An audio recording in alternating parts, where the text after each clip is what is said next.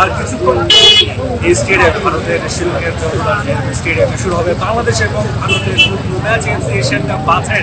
সেই ম্যাচের জন্য আপনারা দেখতে পাচ্ছেন দর্শক সমাগম কি পরিমাণ হয়েছে এই মুহূর্তে দেখা যাচ্ছে এবং দর্শকদের সাথেও কথা বলছে। আমরা দর্শকের সাথে কথা বলে যেটা আমরা দেখেছি যে তারা ভারতকে সাপোর্ট করছে শিলংয়ের এই ম্যাচে, এবং শিলংয়ের এই ম্যাচে প্রচুর দর্শকেরা সমাগম দেখতে পাচ্ছে। এই মুহূর্তে ম্যাচ শুরু হবে সন্ধ্যা 7টায় এবং ম্যাচ শুরু হওয়ার আগেই আমরা দেখতে পাচ্ছি অনেক মানুষ সমাগম হয়েছে। এখনো ম্যাচ শুরু হচ্ছে প্রায় 45 মিনিটের মতো বাকি, তবু ম্যাচ হওয়ার আগেই মাঠে সমাগম হয়েছে অনেক দর্শক।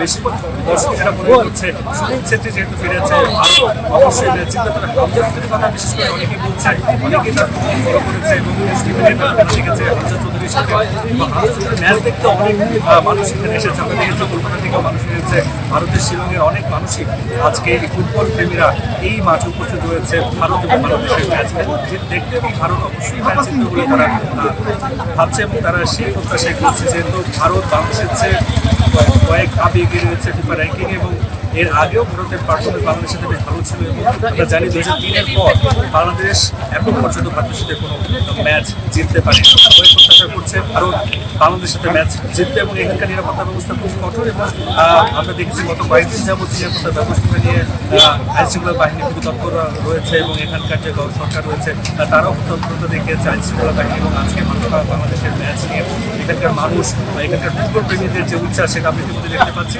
আশা করা হচ্ছে এখানকার মানুষ বা প্রত্যাশা করছে খুব ভালো একটি দুর্দান্ত ম্যাচ হবে।